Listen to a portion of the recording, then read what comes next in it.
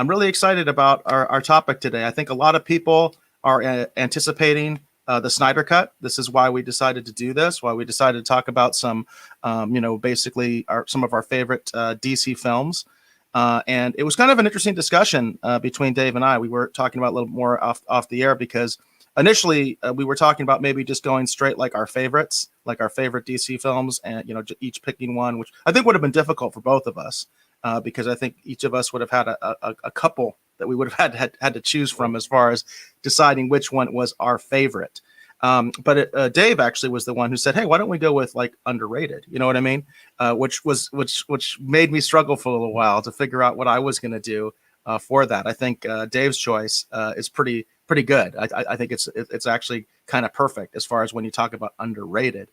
And mine, it's going to be kind of a different angle, and I'll explain that as I get more into my review.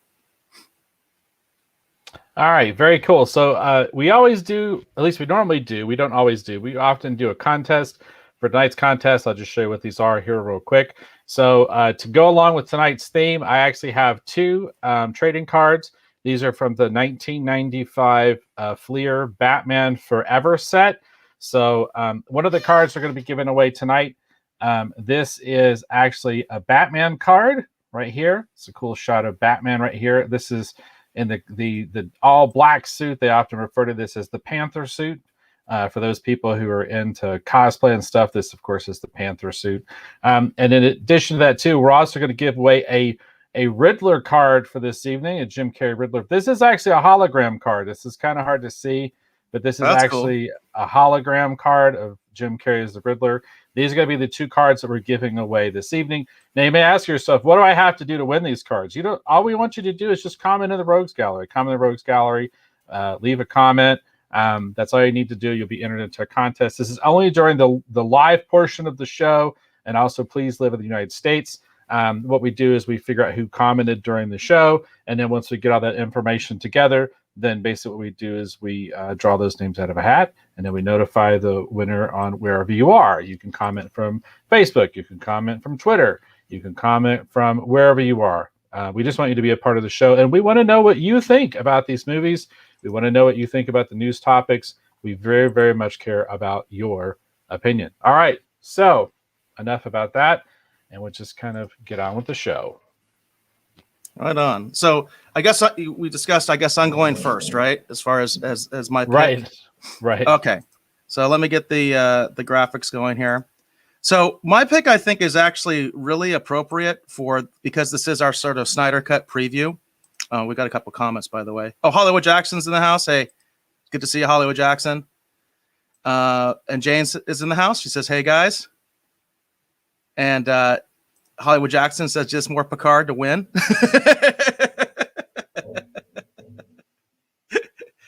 That is a good little inside joke we got going now on the Rogues Gallery there. I enjoyed that. I really do. Sometimes you just otherwise you cry. So yeah, and hopefully next week I'll have the shirt ready. I don't have it quite ready just yet, but I am working on a shirt for that because we all know that what this show needs is more Picard. Exactly.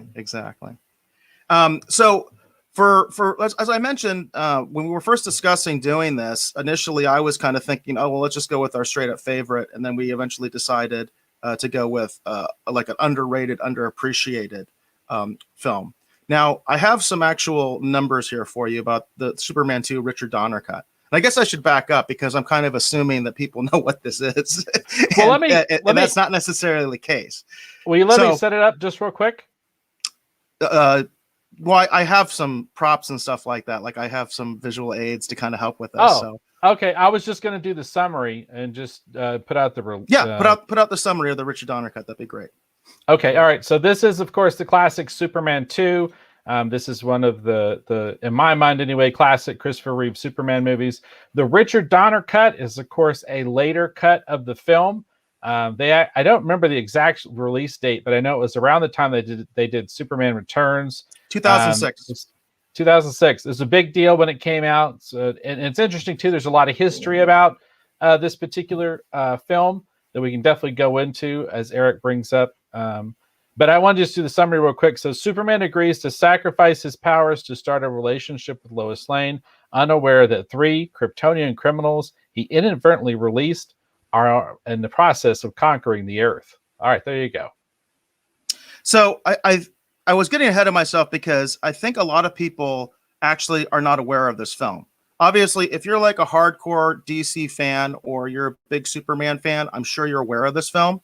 But a lot of people aren't. And that's actually where I'm going with the underrated, because I'm going to be showing you some numbers in a little bit to show you it's actually not that underrated.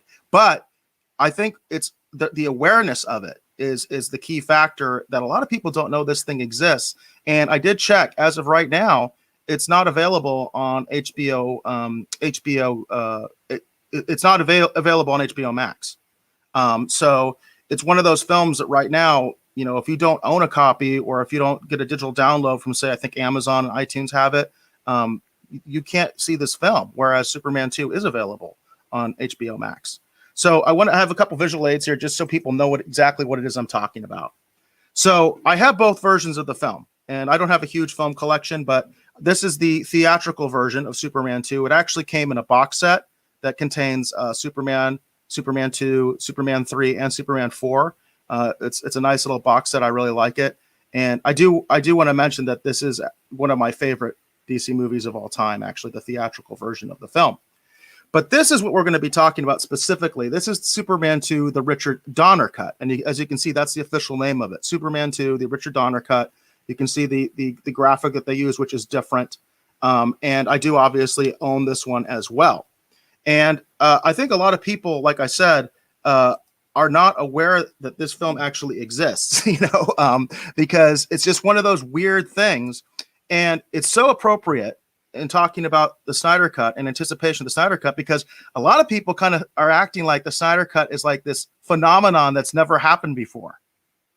And as I mentioned, this came out in 2006, okay? And it took, basically decades, because, the original film came out in the early 80s, and basically it took decades for fans clamoring about this Richard Donner cut. In fact, I think there was a time where it was like a thing of legend. I know that the actors would talk about there's this whole alternate version of Superman 2 that's in a vault somewhere.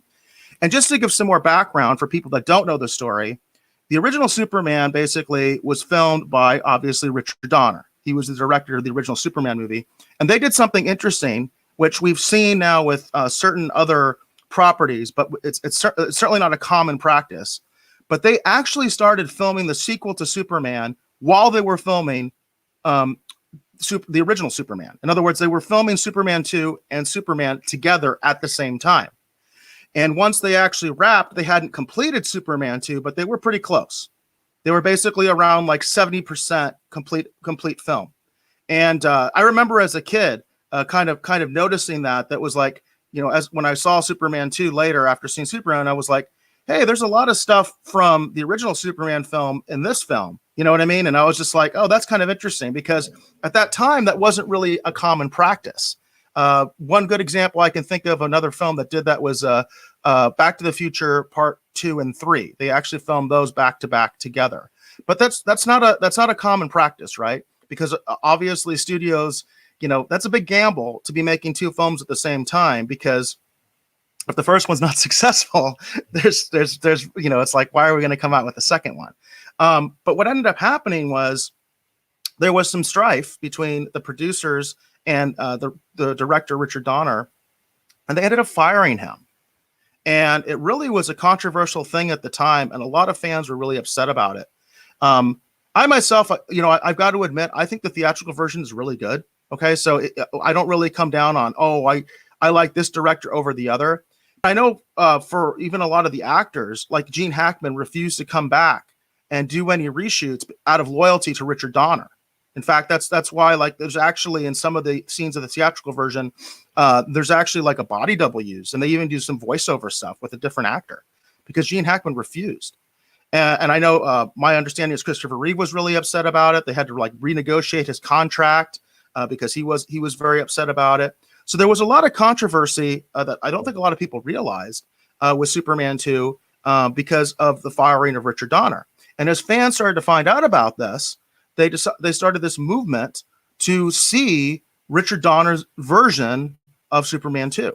And there was all these rumors and stuff about, this secret vaults, right? We always hear about these vaults that these studios have full of footage, alternate scenes. That's where we get deleted scenes from, right? From the vault, and that there was this whole other version of the film. And it turned out it was true. It wasn't complete. The Richard Donner cut still has, I think, like I was mentioning, that's still around 70%. So there's still about 30% of like the theatrical version in it, stuff that Richard Donner didn't shoot, which, by the way, he mentions in the introduction. And I know he was kind of really disappointed about that. But by 2006, there was no way that they could actually do any reshoots, right? They had to just use what they had.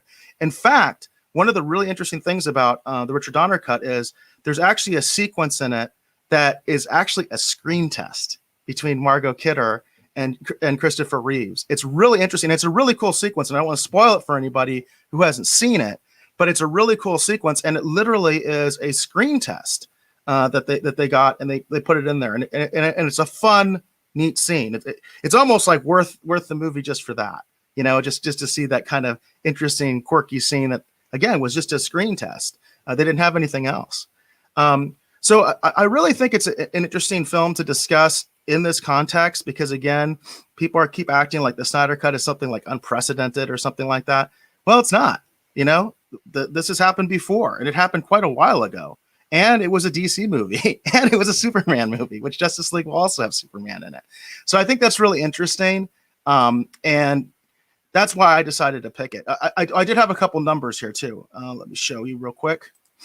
I did a couple screenshots here, so you can kind of see some of the numbers here. So this is from, actually, interestingly enough, this is from the Rotten Tomatoes archive. If you go to Rotten Tomatoes and you actually look up Superman 2, like the Donner cut, you don't get anything. All you get is the regular Superman 2, the theatrical version. This is actually an archive. I had to get this by going to the Wikipedia article. And as you can see, according to the critical consensus for this version of Superman, this is the Donner cut. It got a 90% rating among critics. And then audience score was 83%. Now, the actual theatrical version got 86 and 76. So in a very real sense, this is not underrated. In fact, the Donner cut, according to Rotten Tomatoes, actually was rated better, both by critics and by audiences. But interestingly enough, like I said, you can't find this if you go to the actual Rotten Tomatoes site. You have to go to the archives. And again, I found it by going to the Wikipedia article. I was able to find this archive. Otherwise, it's not there. It ain't there. You cannot find it anymore, a rating for the Superman 2 Donner cut. Now, going to IMDb, we see that the Donner cut got a 7.6 rating. And interestingly enough, it has no Metacritic score. Okay, there's no Metacritic score at all. Okay, but it got 7.6 as far as rating from IMDb. This is users, obviously. Now, the theatrical version got a 6.8, so it's actually much less than the Richard Donner cut, which I thought was really, really interesting. But you can't quite see it because of the graphics. So let me get the graphic out of the way there. You can see it has a Metacritic rating of 83, which I also found really interesting. Whereas the Donner cut, this is the theatrical cut, the Donner cut doesn't have a Metacritic rating at all.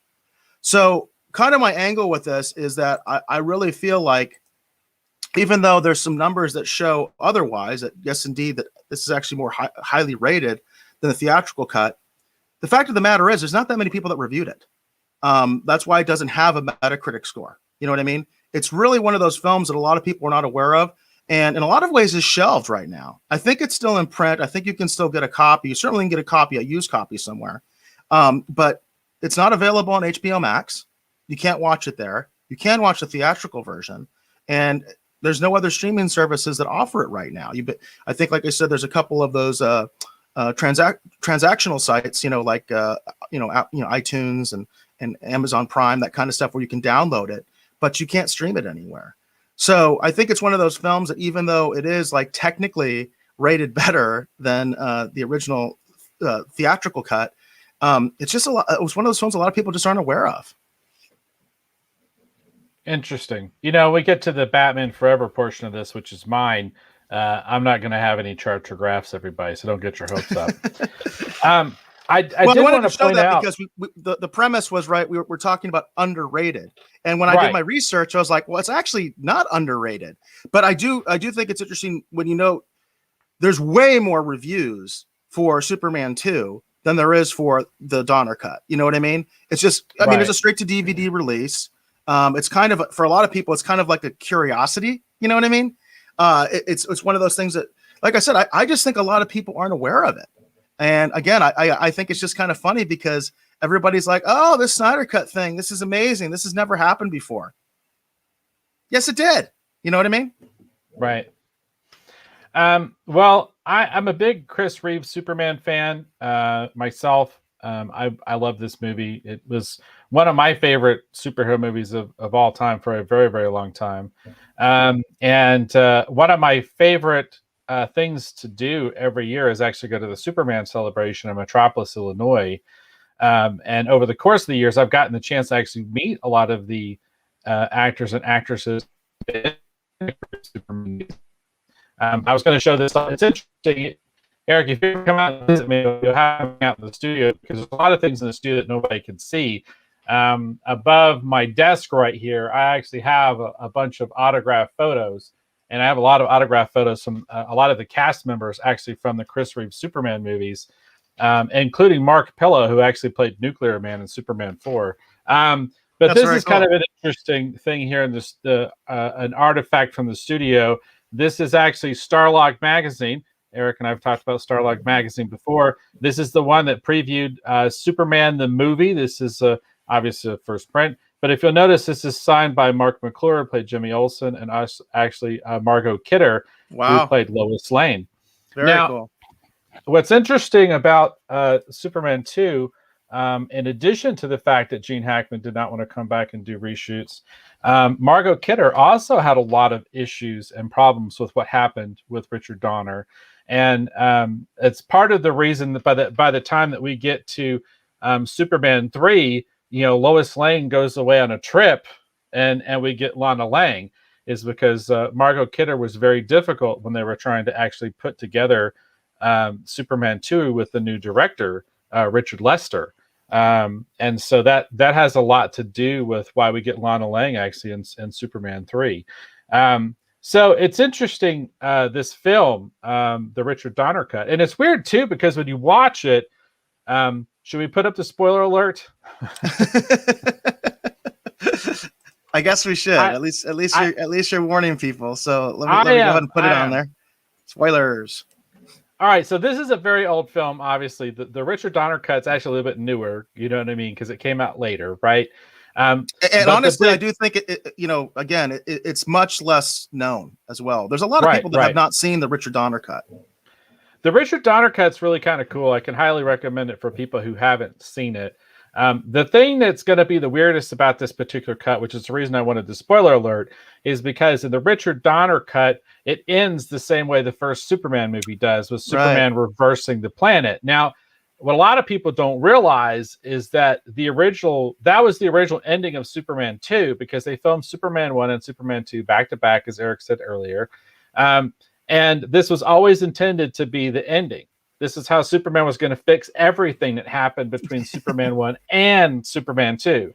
And the weird thing is, whenever I've talked to the cast members, I've actually, Ilya Salkind, I've actually, I can't really say Ilya is a friend, but with one of the Superman celebrations, I happened to be one of the guests many, many years ago, and Ilya was as well. And we rode from basically the airport to the hotel, and then we rode from the hotel back to the airport. And I got to know Ilya and spend a little bit of time with him. He's a super nice guy. But even when I asked Ilya, no one either wants to tell anyone, or no one's really sure exactly the way they were going to end the first Superman movie originally. There's this nebulous thing where everyone kind of has theories, but no one really comes out and says, well, here's how the first Superman movie was originally going to end. And then, of course, the ending of reversing the planet. And the reason they did that is because they wanted to go ahead and go with their biggest special effect, their most amazing spectacle, right, to end the first movie. Because a lot of people don't realize is when Superman, the movie, came out in 78 or 77, whatever it was, when it came out, they were nervous this movie was not going to work. And so, you know, the idea was, well, if we're just since we can't finish both of these movies, let's put all the best stuff, right, in at least one of them, right? So they put that scene, which had been completed, they went ahead and used that for the first one when it was actually supposed to be the ending of the second one. So it's interesting. This is it really is. And that's the thing that makes this like, it's really kind of a, by the time you get to the end and he's reversing the planet, that's the thing that's a little I guess unnerving, because it always makes you wonder. It's like, well, how is the first one really supposed to end then? And it seems like no one wants to say. That's interesting. So maybe it's in a book somewhere. I don't know. That is interesting. Yeah, that I had heard that before, but I hadn't really thought about that. The fact that, yeah, I guess I never did hear what the original ending of Superman was supposed to be, the first film. But I do highly recommend the Richard Donner cut if you like, especially if you like Superman 2. I think they actually do complement each other quite well. They are different. They are very different, as you mentioned. They do have different endings, and there's some like sequences there that were not in the theatrical version. So it really, in a lot of ways, really is its own film, much like what is kind of being purported with the Snyder cut. You know, I've seen a little bit of reviews coming out, and you know, it's 4 hours long. So you know what I mean. It definitely should be like a different type of film, right? It'll be a different experience, regardless. Right, a different experience, yeah. And that's what's kind of interesting about it, because a lot of times when you see a director's cut, all it really is just a couple extra scenes. You know what I mean? It's a couple deleted scenes essentially, and that's really all it is. It doesn't really change the story in any significant way. But this really is a different story. I mean, the big high points are still there, by the way, though. You know, the big high points are still there. And one thing about Superman 2 that I think you just can't say enough is it's had a tremendous impact on all the superhero, comic book films that have come afterwards. You know, a lot of people say Spider-Man 2, you know, the Tobey Maguire is the best Spider-Man. Well, it totally ripped off Superman 2, right? And then even as recently as Wonder Woman 1984, they ripped off Superman 2 again. You know what I mean? As far as, you know, her losing her powers and stuff like that. So and then DC ripped themselves off, right, with Man of Steel, because they brought Zod back. You know what I mean? So it's like everybody rips this film off. You know what I mean? Like everybody. And, you know, that's the highest form of flattery, right? Imitation is the highest form of flattery. It's because this is a really good film. You know, the theatrical version, you know, as well. This is a really good film. I have to say, if I had to choose, I myself probably would choose the theatrical version over the Richard Donner cut. And that's mostly because, like I mentioned, I mean, there's literally a screen test in this thing. You know what I mean? So it's like, it's hard to compete when you have a completely finished film, right? Which is the theatrical version versus, like what I said, they even say it in the introduction, Richard Donner says in the introduction, he only had about 70% of the film done.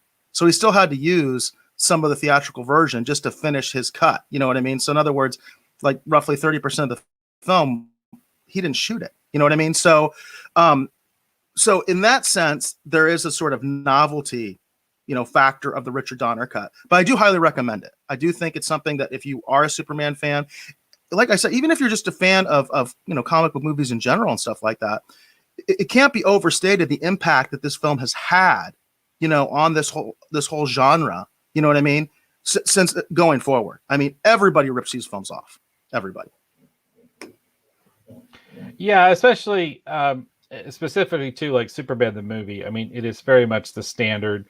You know, the X-Men films. A lot of these other films that we think of, you know, they were basically put to the, you know, Superman the movie test, because the whole idea was verisimilitude, which Richard Donner talks about a lot in the behind the scenes documentary, and talks about the idea of creating a very believable world in the sense that you believe that what you're seeing is really happening, and you know, and really sticking to that concept in everything, you know, litmus test for everything, you know, verisimilitude. There's a lot of really great documentaries. I don't know. I mean, I know they're available, like, for example, like on the DVD sets, for example. I got the Superman Ultimate Superman one many years ago, and it has all the films, including Superman Returns, but it has all the different documentaries for all of the different films. You know, the '78 and Superman 2. They talk about a lot of the different things and actually break down making all of the Superman movies as well, the good, the bad, and the ugly. And that stuff's really, really interesting. I would also say I recommend Superman 2, the Richard Donner cut, if you haven't seen it and you're a Superman fan. It's very much worth watching and revisiting. And it's interesting, too, to compare and contrast it actually with the theatrical cut as well. You know, which do you give the edge to, Dave? Do you prefer the theatrical or the Richard Donner cut? I'm going to say I prefer the theatrical one just because, in all honesty, it's the one that I first saw in the theaters as a kid. You know, and that's the one I probably have the closest attachment to, because when I think of Superman 2, I think of all the stuff actually from the theatrical. But I do quite like the Richard Donner cut. I own it. It was actually a gift from my brother many years ago. Very cool. And I do quite like the Richard Donner cut, and I do own it. But it's just one of those things. Because the ending is the big thing. Because the ending is the same ending as the first movie, it feels very much, you know, incongruous or out of continuity. Yeah. You know what I mean? It definitely doesn't really fit. So in my mind too, it's kind of hard to figure out where it goes. But you know, it's still worthy of watching if you haven't seen it. So that's for sure. That's going to be interesting too, because I do feel like the Snyder cut, we might be having some of the same kind of issues or discussion. You know what I mean? Like, does this fit?